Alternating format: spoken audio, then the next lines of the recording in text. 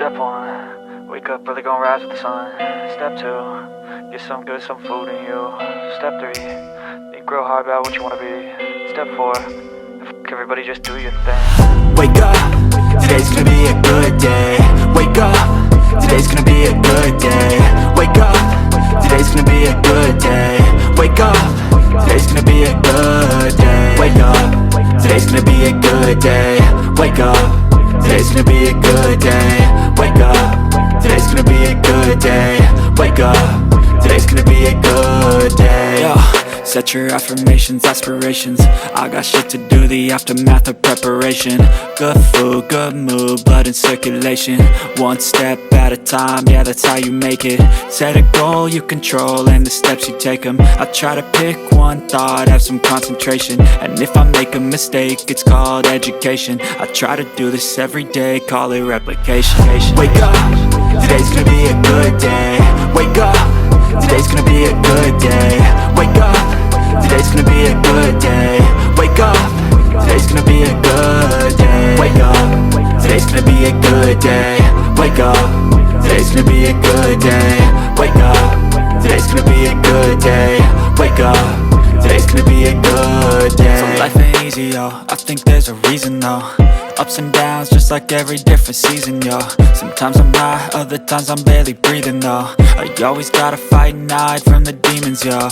Negative thoughts are poison, they rot. Head full of flies, so here come the clouds. They'll never stop unless I can swap all the bad for the good in my head when I'm lost. Yeah, so I'ma fake it till I make it. Positive thoughts are overtaken, I got patience. One day at a time is how you operate a cadence. A flow, you grow, you show yourself a foundation. Stay away from all the shit that causes temptation. I know that I like to do it cause it's sensation. I live my life in my head like a narration. Don't expect greatness, do my best, man, I'll take it. Wake up, today's gonna be a good day. Wake up, today's gonna be a good day. Wake up, today's gonna be a good day. Wake up, today's gonna be a good day. Wake up, today's gonna be a good day. Wake up, today's gonna be a good day. Wake up, today's gonna be a good day. Wake up, today's gonna be a good day. Wake up, really gonna rise with the sun. Step 2, get some good, some food in you. Step 3, think real hard about what you wanna be. Step 4, everybody just do your thing.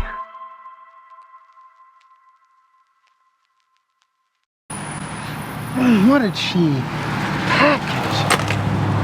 What the heck did you guys buy?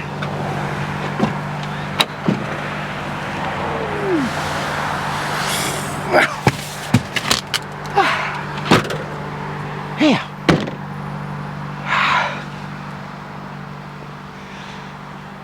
Alright guys, this video is sponsored by Mrs. Pate's Performance. If you guys haven't know already, the missus decided to start a little parts and tools department endeavor, okay? She handles all the shipping and processing. Sometimes I have to do deliveries. You guys have been absolutely rocking it. We went out of stock on a few items, but we decided to keep them up because we are actually getting more at the end of the week. The missus is doing pretty good. She thought ahead of time, she saw the writing on the wall, placed another order. We are grateful, absolutely grateful for what you guys have accomplished, because this would not be possible without you. Number 2 is a very, very blanketed statement. This is just like when you learn to fix a machine. We're learning how to do what we're doing. We never thought that, it never crossed our minds that there are going to be delays in shipping due to weather. Now, not necessarily weather here, but weather in where maybe you are or where these items have to travel to and from. So yes, we do advertise fast and free shipping. The price you see advertised is the price that you pay. No hidden fees, no nothing. So again, support the channel. I'm gonna put a link in the description somewhere. Keep the missus busy, which means she is out of my hair. And back to the video. That is called risk management. Hey, what's up guys? Welcome to another episode of Pat Days Performance. Today in the driveway, we have a couple of unique machines. It is the day after a storm. And of course, we have an influx of repairs. Now, if you're looking at this little driveway escapade we have going on here, one of them is very unfamiliar and unseasonable. And honestly, I can't believe it. Now, we have a policy in the sense that we charge now an emergency service fee, just like any other skill trade. You call a plumber, you call an electrician, or maybe you even call a mobile mechanic. Outside service hours and pending situations, they will charge you a fee for operating in those conditions or outside normal business hours. Other places are closed. Other places are not taking in anything, but you and I are. And with that being said, we should be compensated for that convenience. Or how about this? We choose to be compensated for that convenience. So we will charge you a fee just for taking in your machine on such short notice on top of the bill. So yesterday during the storm, I was running around taking care of things, picking up equipment, dropping it off, and fixing it, the whole nine. And I got a phone call from a lovely lady who is very vague in her conversation, but also I was very busy. So she called me up and says, "Hi, hello, how are you? I'm so-and-so, you came highly recommended, and I'm sure you're very busy, but like everybody else, when they see snow, they remember certain things." So she says, "You know, I have a machine here. I would like to get serviced. It doesn't run, so you need to get it running and then service it." I says, "Okay, where are you located?" So she gave me her address, and I'm like, "That's pretty far away." So I says, "Okay, you know, I can do it. The pickup and delivery fee is gonna be $50. Say in the middle of the storm, as you know, you're calling me, you know, there's going to be a fee for that, and the fee is $100. So, excuse me, it is very cold here. She was a little hesitant, but she says, "You know what? Okay, you come very highly recommended. I understand there is a price for that." So, okay, get her address, on my way there, get to her house, and the snow is pretty much already cleared. But I'm so thinking forward, and it didn't really register with me. She opens up her garage door, and out comes a lawnmower. I joking you. I mean, I'm not joking you. I'm not messing with you or playing any games. I didn't know what to say. Besides,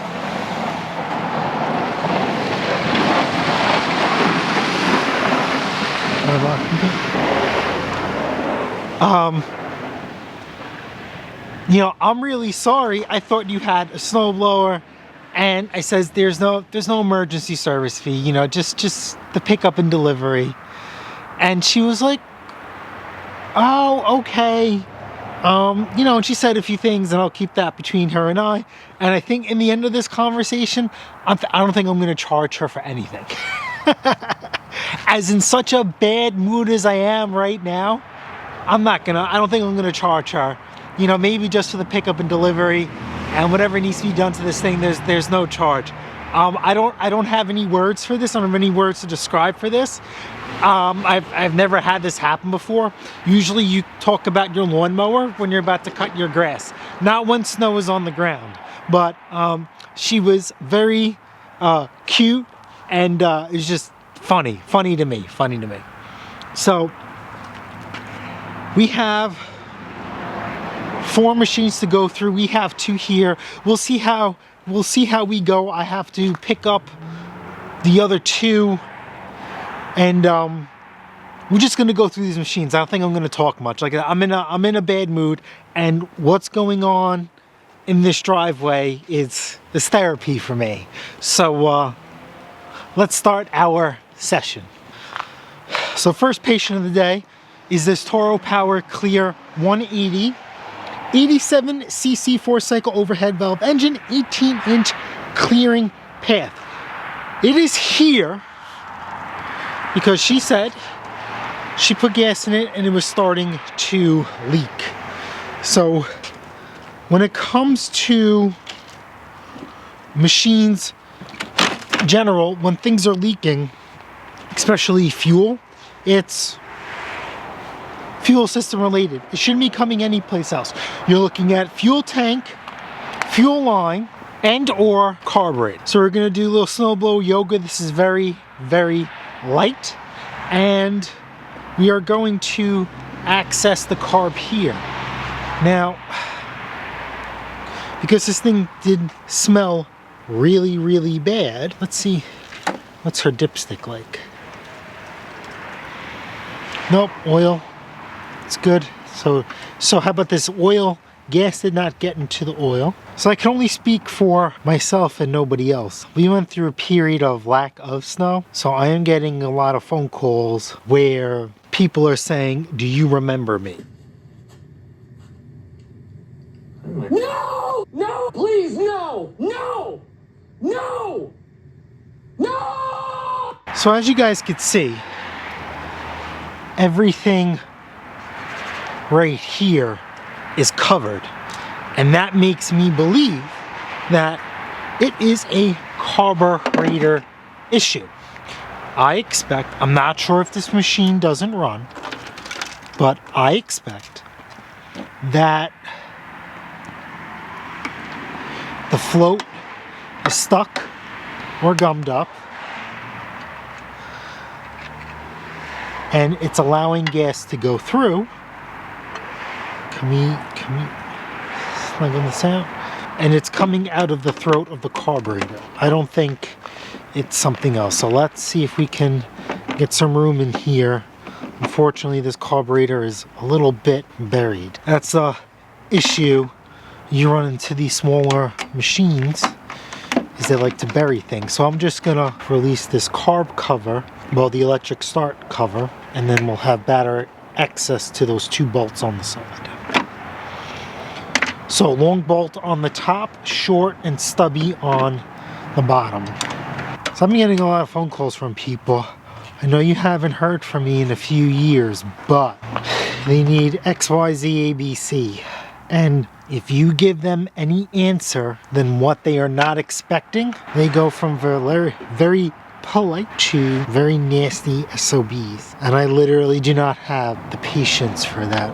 I understand you potentially may be stressed out, but what does that have to do with me or just anybody in general?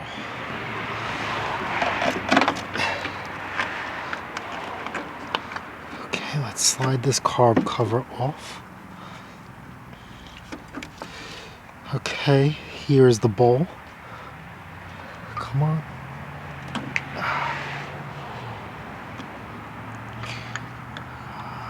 This gasket.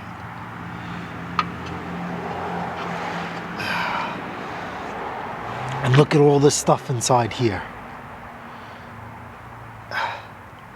And this gasket, I think this gasket was very hard to take off. I don't think this is gonna go back in very nicely. So let's pull this pin out and let's inspect the needle and see.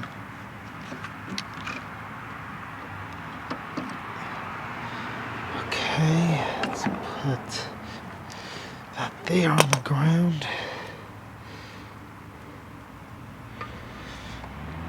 Needle and seat is pretty good. I don't see any schmutz on there. Let's put that down. I just see a little buildup on there. So let's just get our carb cleaning tools. Let's go right up the keister.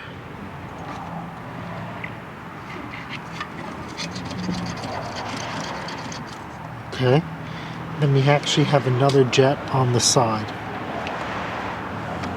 That's a very small jet, so let's switch to a different diameter and let's gain access to it.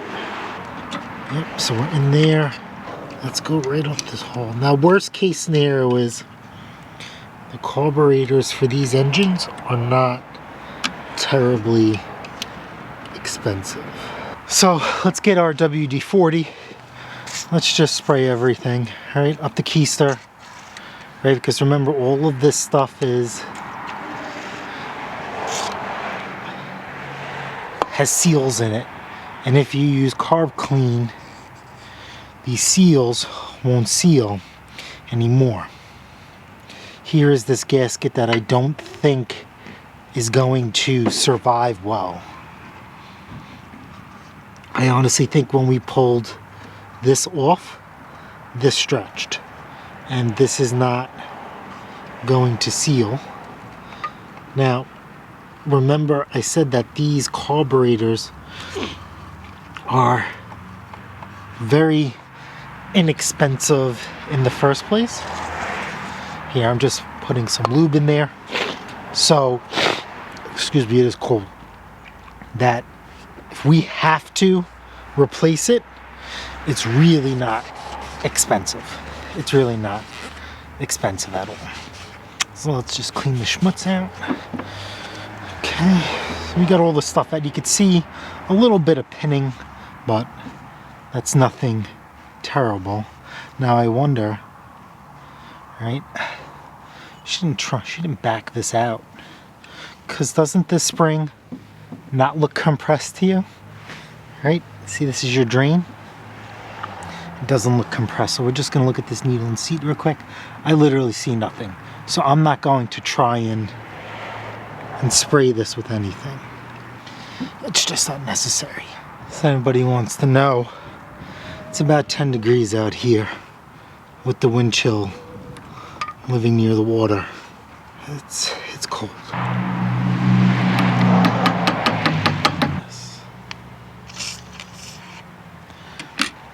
I just see a little smudge. Now, what are the chances of this sealing up? I'm gonna sit here and say there is a chance, but not much.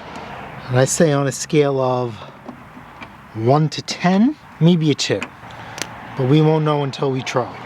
So hopefully the lube or that PB blaster will restore the, I'm trying to think of the correct terminology, I don't even know, but it's just gonna seal. Let's just hope it seals. Okay, you have to make it super tight. Let's get this in here.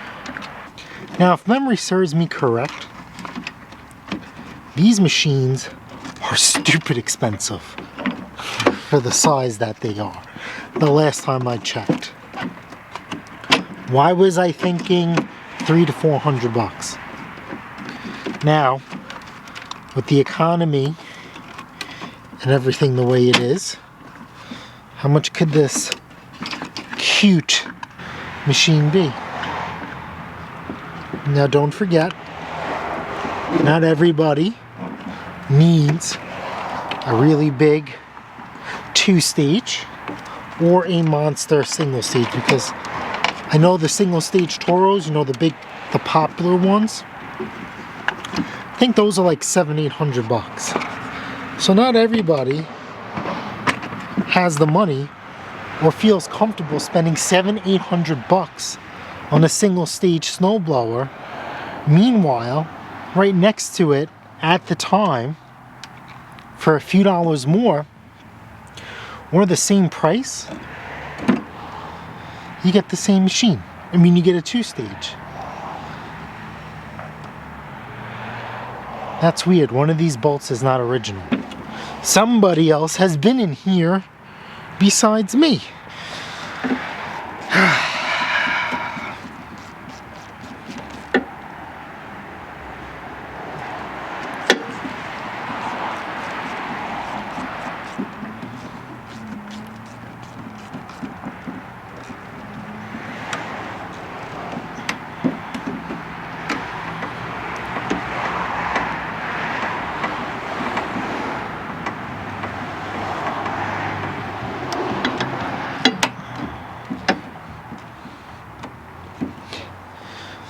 Alrighty,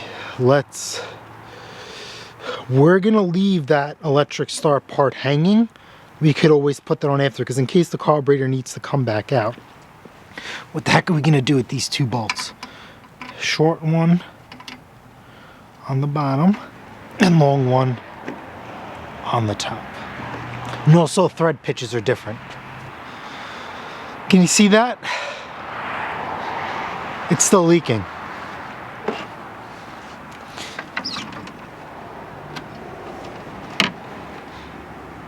It's still leaking. Let's just see if this thing even runs.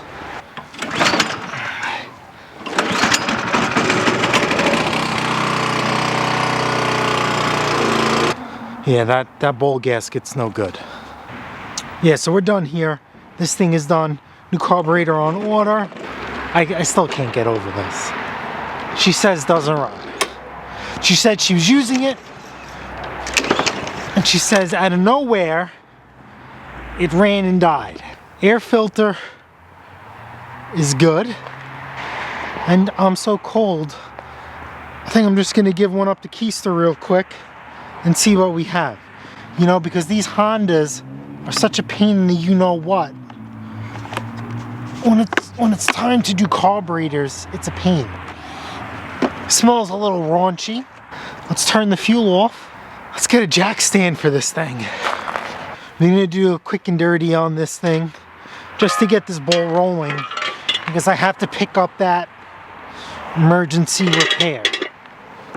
Now, what I don't understand with this emergency repair is that the quicker I get the machine, the quicker try and get it fixed, whatever the issues may be. I wanted to pick it up late last night or first thing in the morning before I head into work, and she said no. She wants to be present for me to pick it up. So at this point, I just say, okay, whatever you want.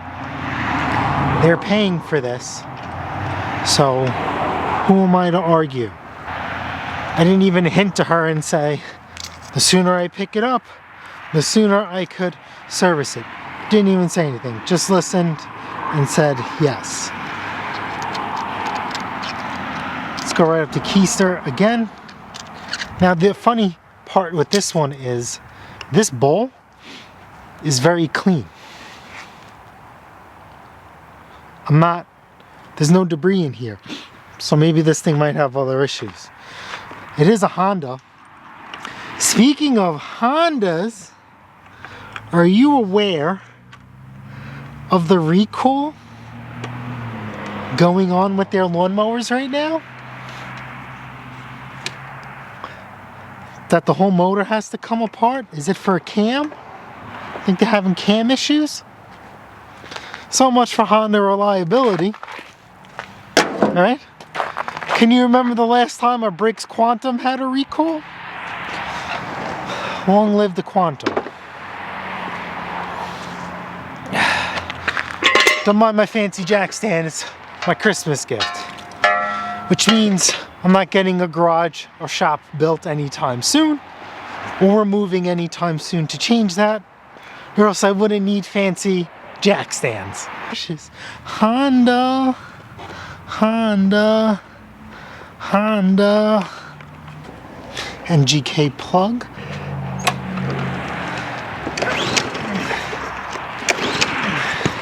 Uh-oh, there you go. It's cold. It's cold. It's 10 degrees out. You think a lawnmower wants to start in 10-degree weather?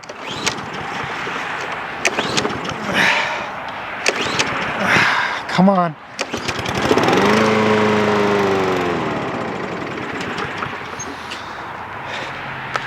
Come on, girl. Come on, girl.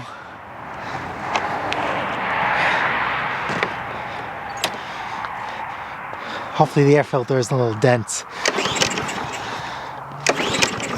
Come on.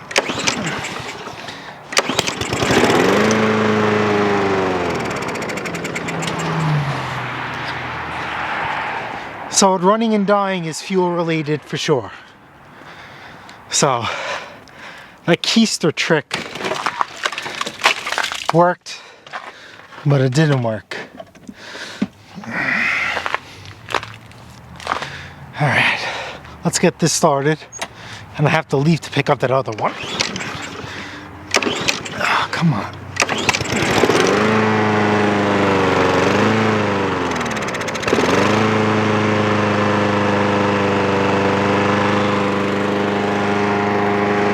It's just very, very cold. Very, very cold. Not conducive for your lawnmower to start and run.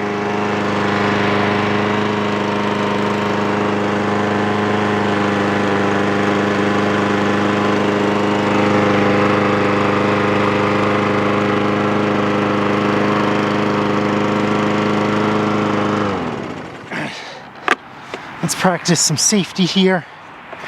I want to put some seafoam in here, some fresh gas, and start the machine and walk away. And clamp the handle and let the seafoam and the fresh gas work its way through. Now, I don't give people machines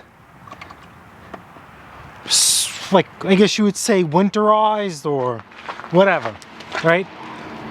I always give it to them in running condition, have them start up the machine, check, make sure it functions before we give it back to them.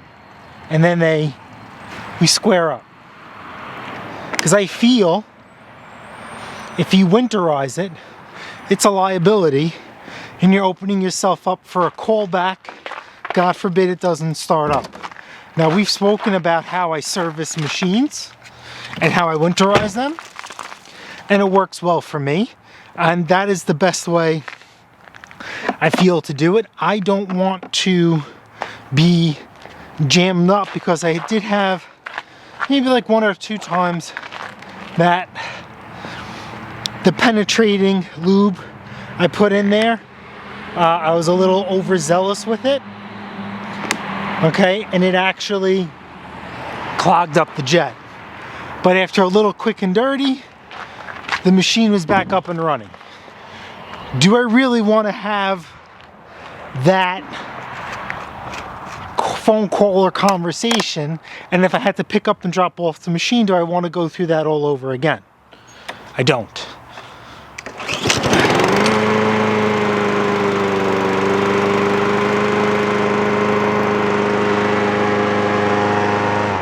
All right, so this thing's a runner. So I have to clean up real quick, get the Honda ready for its new,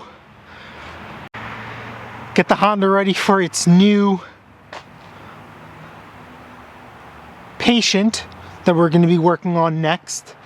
And what I'm thinking about is, do I back rack it or do we just bring the ramps? Because the issue is, if this machine doesn't run, which is why I'm there, depending on the size of it, it's going to be a pain in the ass to get in there. But I don't feel like setting up the rack. But I think I remember this machine. I think it's a nice little small one. So let me get the rack in there, and we'll be on our merry way. I'm hoping, to be honest with you, And I'm not saying this, but I've had a few phone calls, because remember, we haven't had snow in a couple of years. People forgot how to start their machine.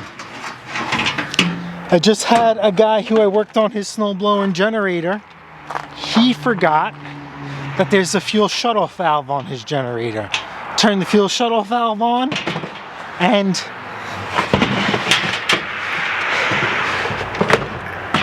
his generator was working. Now the interesting part about this, Jason, did you charge him? No. Here's why. I picked up 2 machines, and we actually got into a discussion about this. And you could talk about this. What would you do too? I picked up 2 machines, right? We charge a pickup and delivery fee. So 2 machines is 2 pickup and delivery fees. He thought he was paying 1. And I says no, because if I have to pick up another machine, yours is taking up that space. So we went back and forth a little bit, and ultimately I told him if a moving company, they don't charge you like, oh, we're at your house, we're picking up everything and this is your flat fee. No, if you go by a moving company, they charge you for how much stuff you got in that truck. So I said, basically, I am picking up your machine from point A, moving it to point B, and bringing it back to point A. I'm a moving company, basically. That's how I was trying to break down to him. And he wasn't really happy about that. But again, he said, you came highly recommended. So basically, show me what you got. And I showed him what I got. Killed him with kindness, killed him with honesty. And that's the beautiful thing about a cell phone and being so easily accessible. You could take videos and pictures to back up your claims, or as well as show, tell, and sell. So he was very happy, and he actually ended up giving me a little extra at the very end because I was honest, and he didn't say it, but I think that was his way of saying that he knew he was wrong. But who was wrong in that situation? Same house, 1 pickup delivery fee, or 2? I gotta go.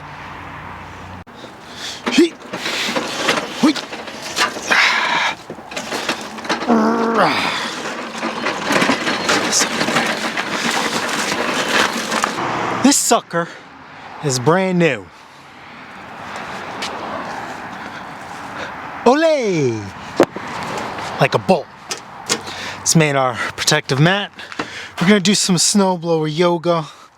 Hold up, let me just... Oh man, that gas tank is full. Let's check the oil. Oil is full and it is fresh. So, snowblower yoga.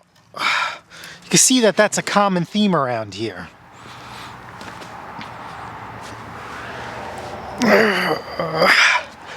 This weather has been cramping my workout vibe. So, as you guys could guess, it is here for a no start. So let's just do this quick one right up the keister. Let's see how long she kept the fuel in here for. Let's see if we need to get physical with this thing. Or can we get lucky? Ooh, ooh, ooh, ooh. That's a little crusty. A little crusty.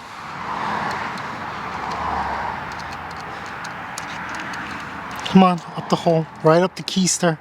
Come on. Ah, there we go. There we go. Oh, yeah. Oh, yeah. We're gonna pull this bowl off anyway, but let me just show you what this thing looks like. Look at that nut. The top layer is covered, and it's a little gritty. And it's a little gritty. What are the chances the idle circuit? I'm gonna open up the idle circuit on this either way. She's you know,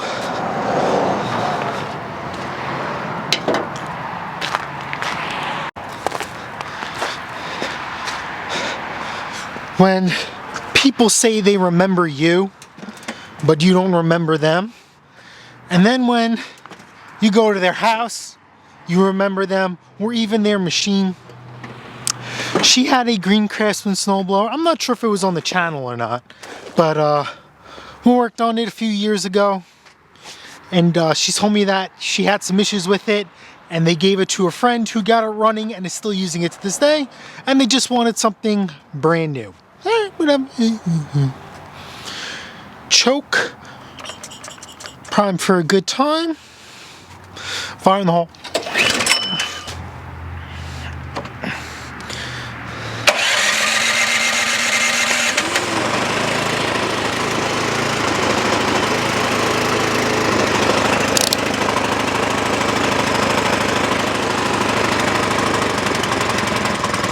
Idle it down. Take the choke off. Yep. All right, let's. Come on, girl. Come on, girl. Just burn up a little bit of gas. Let's work the choke over a little bit. Ooh, ooh, ooh. All right, increase the throttle.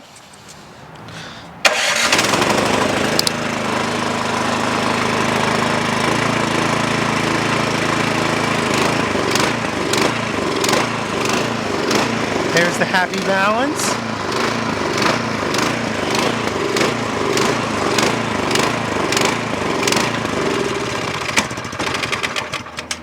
So off choke this thing, so we gotta go back in this carburetor. We gotta go back. I'm on stop.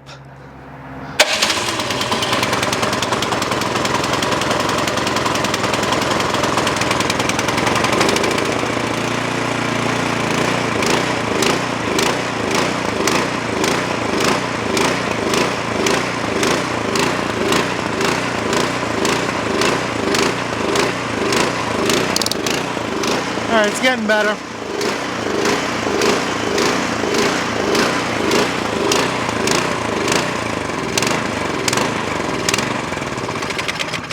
All right. Let's go back, snowblower yoga. I actually want to do snowblower yoga on this thing anyway, because unfortunately, she does not want a tune-up, which I understand. But what you don't understand is that I am going to be doing a partial tune-up at no charge to her, because obviously if this machine ever has any issues, she is going to call me. So let's start the partial tune-up right now. So to understand the situation, I don't want any complication, and that is pretty obvious. Don't do that to your tools. Here's the deal. If she has any issues with this machine, she's going to be calling me again, okay? And whatever issues she has falls on to my responsibility. The one thing we talked about, and if you didn't even see in the last video, which you should watch, and if you haven't, go back and watch it. It's pretty important, because that machine is from a reputable dealer, and in my opinion, and some of you guys have chimed in, which confirms that I am correct, and it's also like to hear you guys chime in too, your thoughts and comments, which you should be doing on this video too, okay, was that they did not grease this machine. Well, they did. They greased this machine in a beautiful fashion, but they fell short in some areas. And if you continue to fall short in that area, you are going to be opening yourself up to a world of other issues and pain. Because sometimes when things are frustrating, it is painful to work on. It is not only going to beat you up physically, it is also going to drain you mentally. And you see something as simple, heard that? Simple as this, as what I'm doing right now, avoids a lot of headaches down the road. Now, this machine is new. Did you guys notice how much grease was not on this machine from the factory? Now I know what you guys are going to sit there and say, well, it's a Troy built or it's a store-bought machine. What do you expect? Let me tell you something. All snow blowers are like this. What I do for a living is essentially we get brand new trucks in right from the manufacturer, bypassing the dealer. We do not get trucks from the dealer. We go right to the source. Okay? And when we get these trucks in,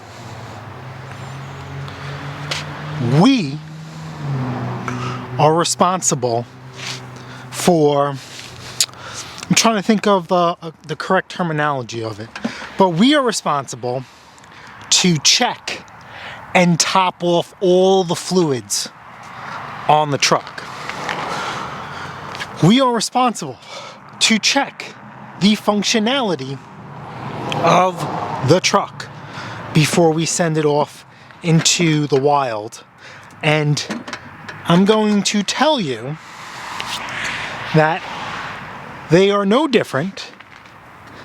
The dealer is no different than a snowblower dealer, where they literally do the bare minimum to get it going. The truck does not come fully greased. All the fluids do not come topped off. That's why, and oh, that's right, they call it a pre-delivery inspection. So at the dealer, when you buy a car, okay, they are not, for the most part, supposed to just, well, you know what, how about this? I don't know if dealers are different, but you know, as soon as they get a car, right, they're gonna go through this thing. They're not gonna roll it off the truck and be like, hey, come buy this truck. No. They're gonna pull it into the shop, and they're gonna go through it. Check tire pressure, check lug nut torque, check all your fluids, make sure everything works. The radio, the antenna, you know, everything they could possibly do. And remember, greasing it and servicing it and whatever it needs, right? That washer fluid does not come topped off. That coolant bottle does not come topped off. And, you know, don't forget, vehicles and snowblowers are still handled by humans. And as long as the human element is attached to something, there are going to be errors and mistakes are going to be made. So it's up to us, the second line of defense, to cut those losses down. So what I just did there is I greased the axles. That is it. That is something very, very simple. So that ensures when she does decide that this machine needs a tune-up, which it does, are these bolts different? Yeah, look at that. Whoa. Top bolt.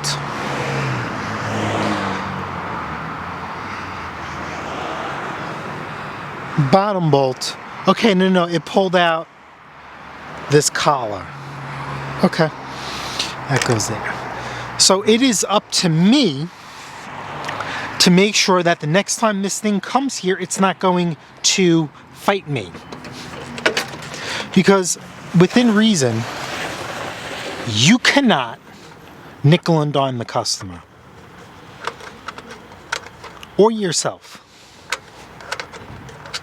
So literally, this is a longer bolt. Literally, how long did that take? How many minutes?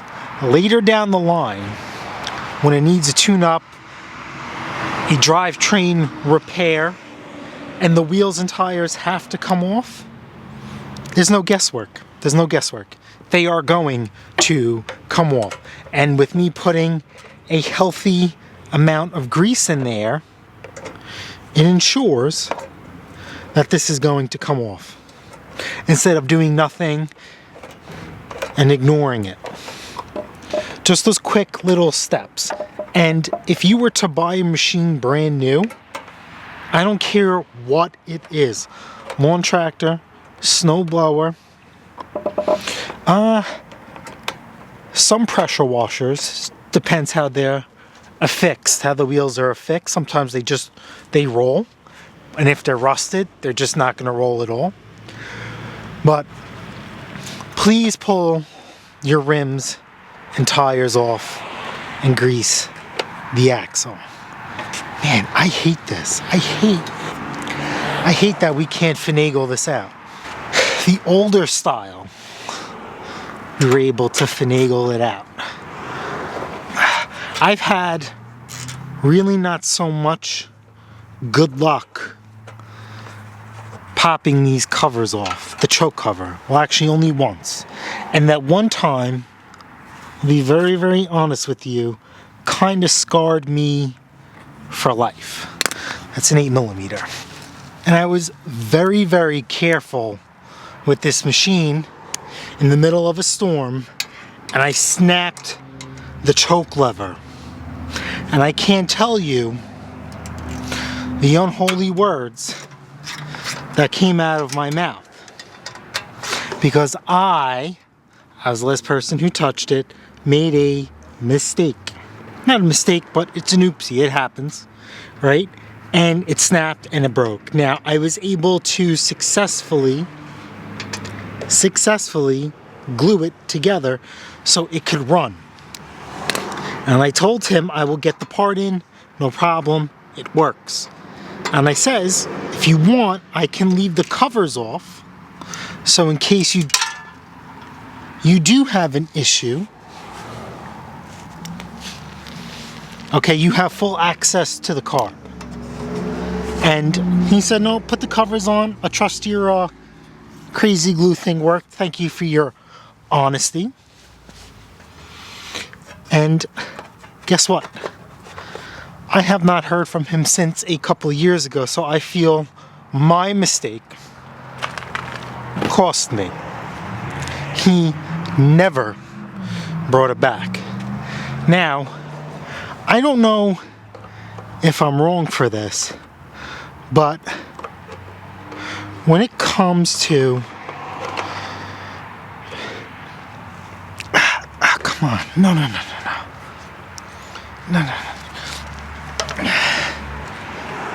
When it comes to situations like that, like one, be honest, one, be upfront, but I am not going to chase you to fix your machine, period. Even if it's my mistake.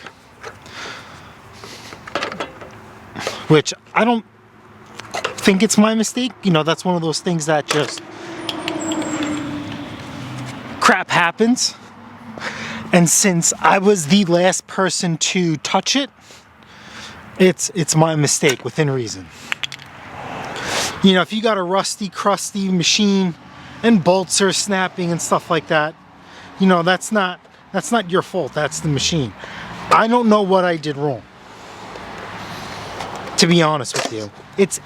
To me, it's plastic. That's also the other factor. So with it being plastic, it's impossible for it, in my mind, to get stuck like that to the point where it's the machine's fault and not mine. All right, now that we have full access to this carburetor, let's get a better look and see what we're really dealing with here. And look at this protective cover as well.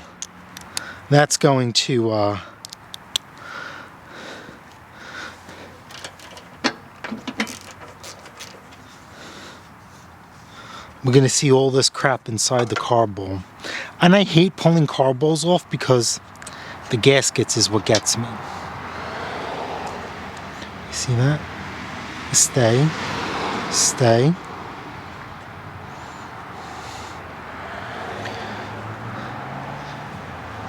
And here we go. Alright, so let's put this back in. Let's put this seal here. This O-ring, I hate this. That's why I hate pulling seals. Put that in there.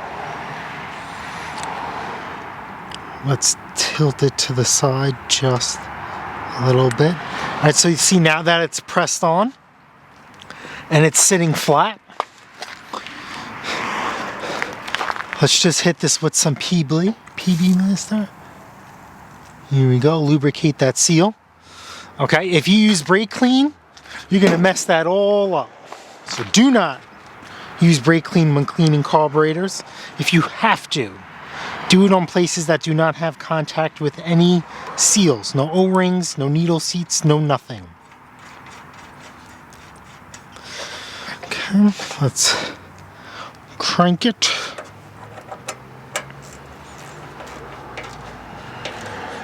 Nice and snug. And then now we have to get to this part of the carburetor. They have now completely enclosed that carburetor. So now we have to pop out these two screws to get to the idle circuit.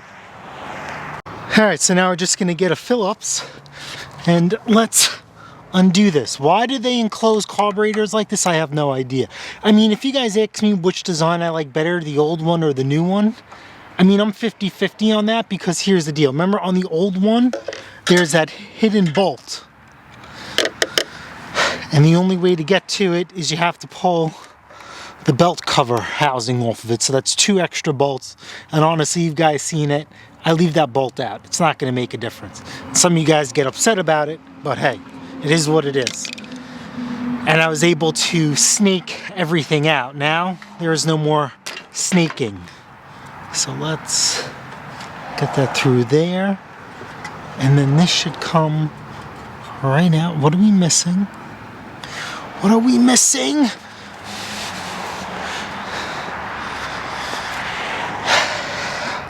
Oh, we're missing one more bolt here. We are literally after this little guy right here. That black little knob, and everything else is in the way. Can we pop these off and maybe just slide it out without taking off the fuel line or anything? Let's see. Let's see.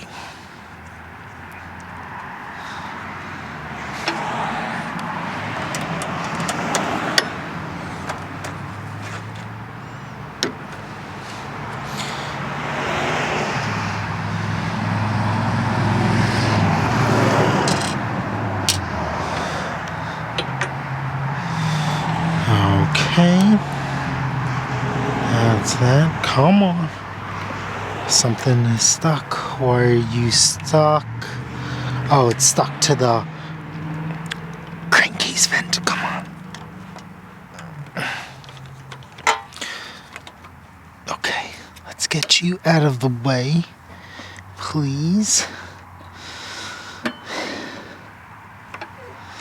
And can we pick this up? Just a little bit. Nope. Nope. Nope. Extra work. Alright. Let's try and cheat. Do we have good access? Ooh, I could see it. All we had to do was loosen it. Let's get a flat tip.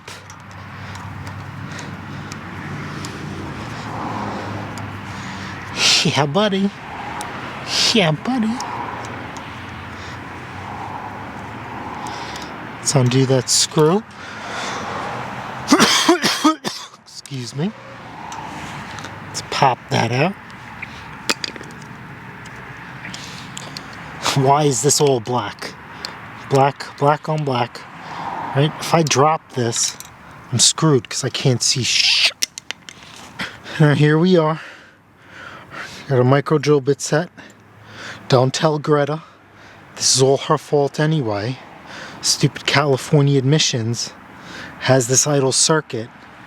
It's so freaking small. It's not even funny. What are they trying to accomplish with this? Better admissions? Please tell me how an idle circuit, break it down for me, will help with admissions. It's so freaking tiny. It's like sometimes you wonder. You know, how about this? If you guys live in California, right? I want to know, these style carburetors, do you guys have this issue of surging? And is the fix for you guys changing the jet size? Now, I do have to sit there and say that there are parts of California that are really, really high up in the mountains above sea level, and believe it or not, they have to install a smaller jet due to elevation. So they're essentially leaning out the motor. See? That's it. We're done.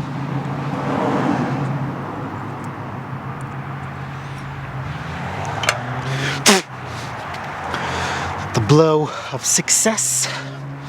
So let's get this back in there. Just gotta thread this. Let's push that in. Where is our black screw?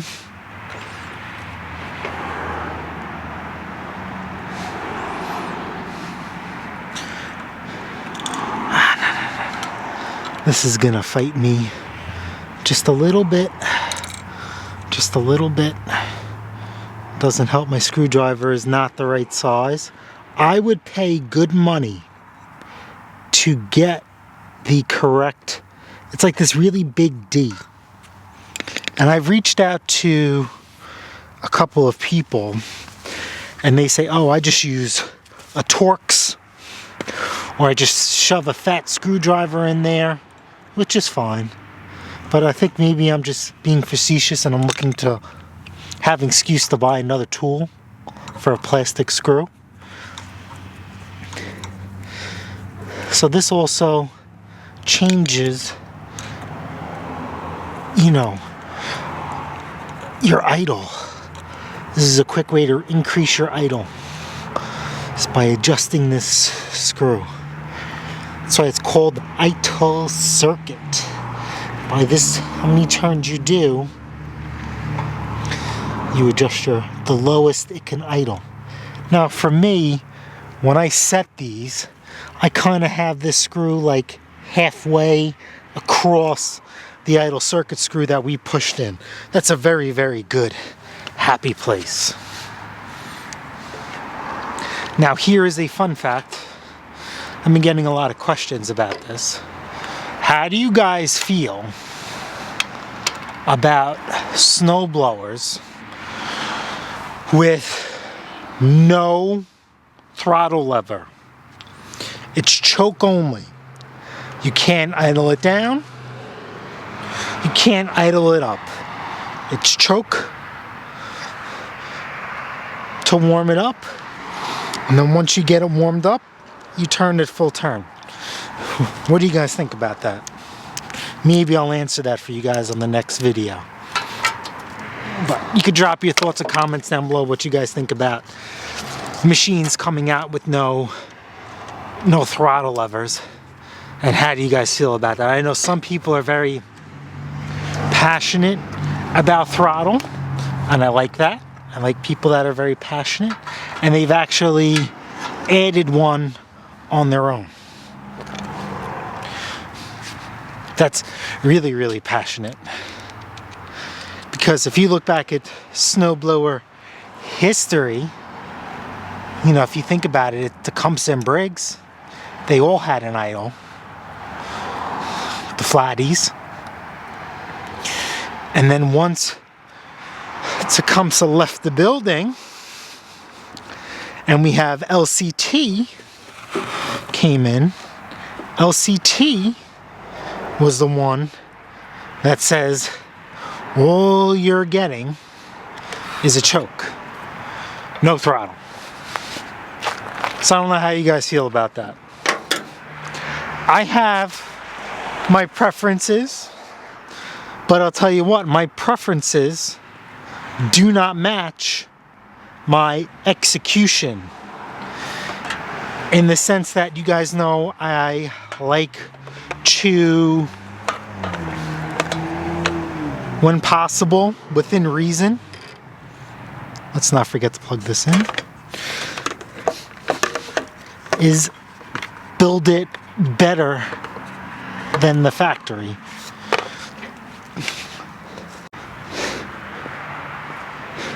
And when I say build it better than the factory, it's nothing, you know, out of the normal, nothing crazy, just to enhance the performance.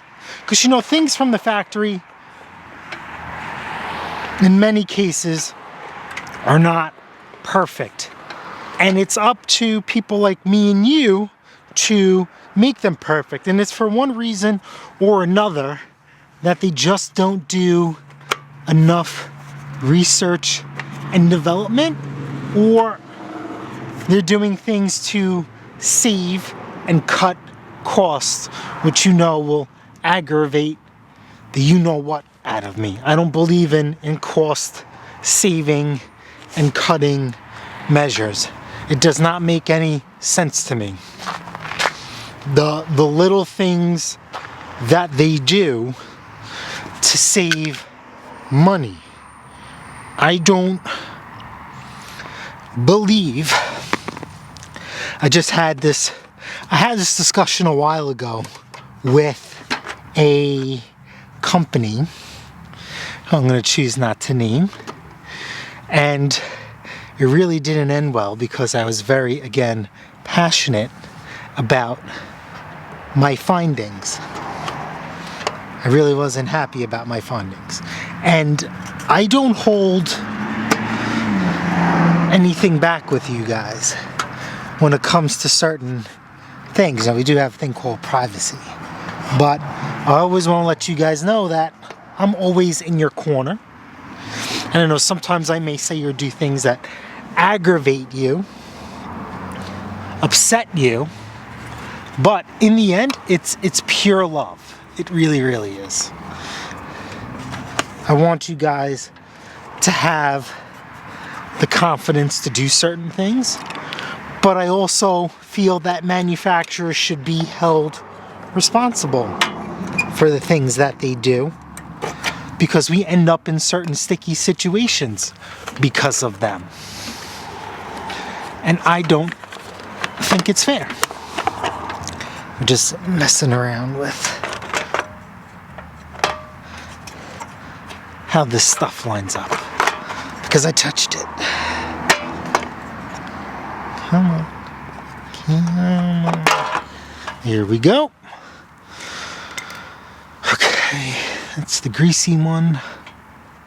That big bolt will go there. That should line up. Then where is the other tiny bolt? That's big, big, tiny, tiny. Oh no, that fell. Remember? Yes, that fell. Alright, so we gotta try and fish that bolt out.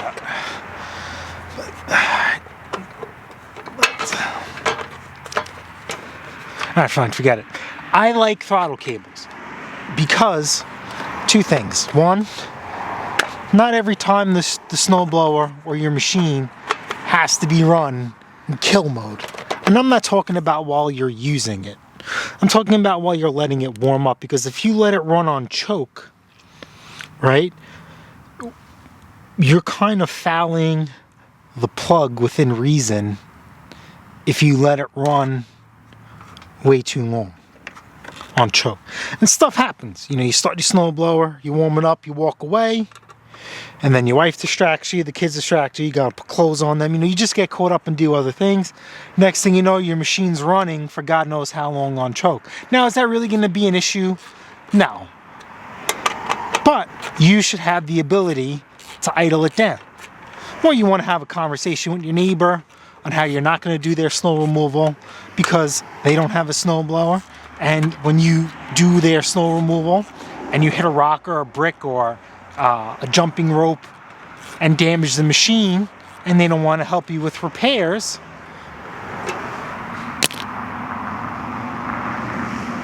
idle would be nice, so you could tell them that in whichever language you choose to. 1, 2, skip to my loo. All right. Now, as you guys see, I'm not using anti-seize, and I'm not saying it's out of pure laziness. I just have my grease right here in front of me. So a little bit of grease in the threads is all we need. She keeps this snowblower in a garage, so condensation is not going to be an issue because there's fresh air circulating, not like a tarp. When you cover it with a tarp, if water gets in, there's no fresh air to dry it out. So it's just gonna sit and sit and sit and work in places you would never imagine.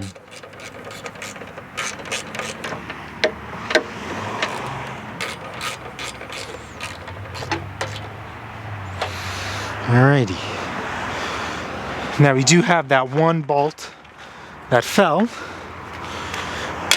and honestly I can't see it, so we're gonna listen and see if you guys can see where it comes out.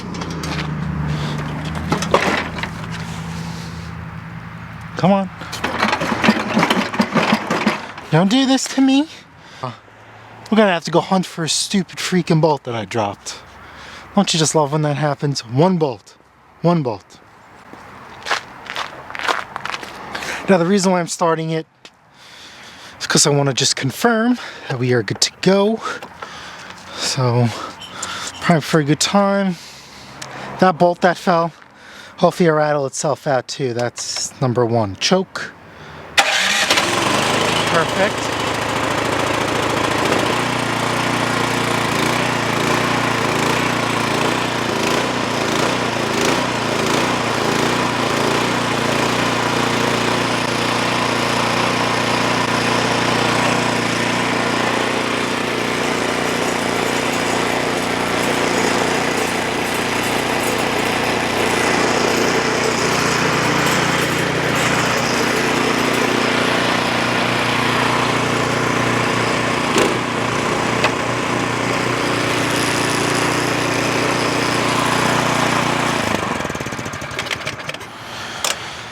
Alrighty, now we gotta find this one freaking bolt.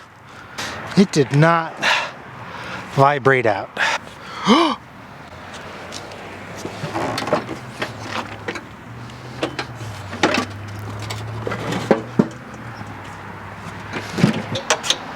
Oh wait, did it fall out?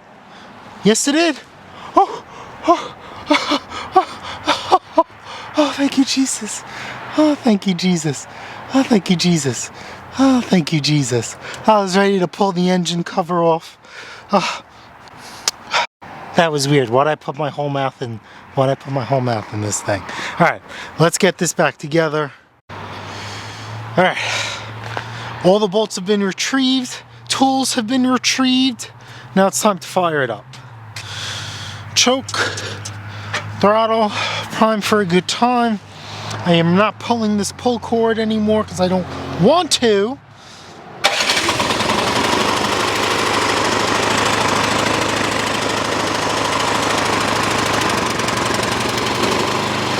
There we go, now it idles.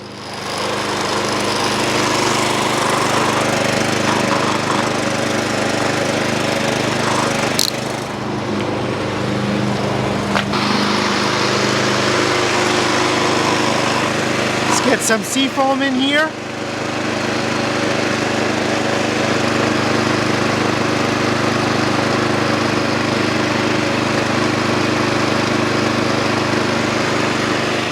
Two capfuls. So remember, it's gonna start cleaning some stuff out.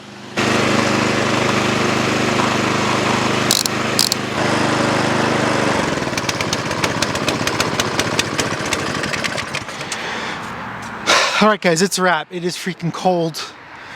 I gotta see if she wants this tonight or not.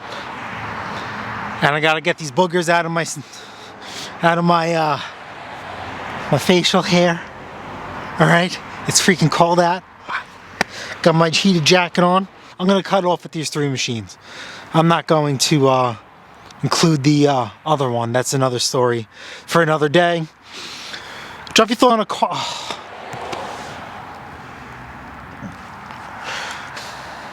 Waiting on parts. Wishful thinking. We're done. I'm done for the I'm way too cold. Tomorrow, we'll go back to that. Alrighty, so today, as you guys can see, it is snowing.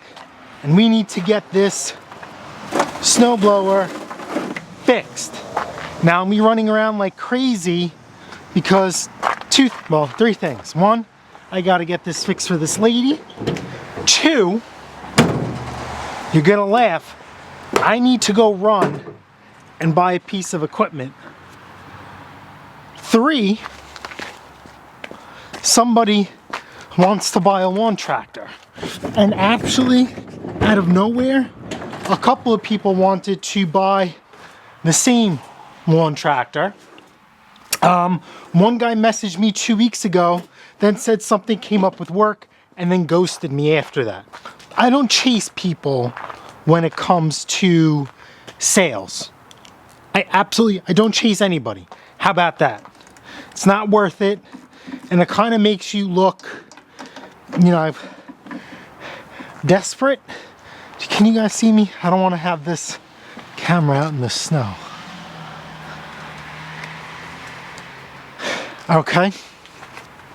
So, out of nowhere, last night, I got maybe 4 to 5 messages on this tractor. 3 of them were very serious. 1 was an offer, and we started to do the dance. Even though I didn't want to do the dance, we started to do the dance because, quite honestly, I'm tired of looking at this thing. Even though this is a very, very solid deal, and as we go into the 2024 season, that is a very, very good price, because as you guys know, things go up but our paychecks. So this guy is coming all the way from Connecticut to buy this tractor. He is not afraid of snow. He doesn't care, because honestly, I tried buying time to undo the snow on this or whatever, and this I need to get out of the way so he doesn't see this, because as you guys know, I don't advertise what I do. And since he's coming from out of state or Connecticut, I'm willing to put a little bit of price on peace, is what you would call it, in the sense that, you know, this thing is serviced, right? We did our thing to this. If he has any issues, that's a really, really long trip to come back here and say, hey, I got a problem. You know, we have the other guy who showed up, you know, we didn't have an issue, right? But he lives so close, right? He came here on his own, and he thought my measurements were wrong because I didn't want to sell it to him. He thought that the messages that I gave him were exaggerated. And because they were exaggerated, it wouldn't fit through his gate. So he wanted to check it out himself. So that's how that thing ended up here. So now, I've never had that before. where people just show up unannounced when no one's even home to like look at stuff. Like we've had that happen before in the past of where we give someone our address and they just don't show up. Right? You never, you know, they say, all right, I'm gonna be there in 2 hours, or you know, I'm on my way. You know, we get messages like that, right? And then guess what happens? They never show up. Now, my wife and I have things to do. We cannot wait all day for you to show up. It's not how this works. All right, so this has to come out. So this guy came for a lawn tractor. No, he came for the other Husqvarna. That's right. The one that had the swap done to it, that we swapped the motor on with the cracked Kohler. Okay, that tractor was the guy who showed up on his own unannounced after we met. And I just didn't like his attitude based on our conversation, and I determined that we're just not the right fit for each other. And when that happens, I just don't want to sell to you. So he needed measurements for his gate, and I exaggerated the measurements so to make sure it won't fit through his gate. But in the end, it wouldn't fit anyway.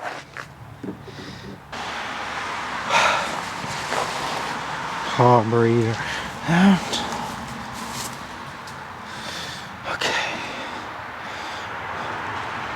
New one matches up. There have been some really good deals lately, and I've been at work, and also it's like 8-9 o'clock at night. The last snowstorm we had, somebody put up a really nice Honda. I forgot, it was either a 65 or a 7500 series generator. That ran, produced power, had no issues. For 200 bucks, I guess they got impatient, right? They ended up dropping the price down to 180 within like a very short time of listing it for sale. And I thought, no one's gonna get this thing. No one's gonna buy this. Why would anybody want to buy this? And someone went out in the middle of the storm and bought it. Who are you? No, this isn't gonna work. I gotta do a fuel line. Fuck. All right, new carburetor's in. Please don't leak. Oh, you know what? I want to use the electric start, because the way my day is going, I go to pull this cord, it's going to end up in my hand. And that's not going to happen. That is not going to happen. That is called risk management. Okay.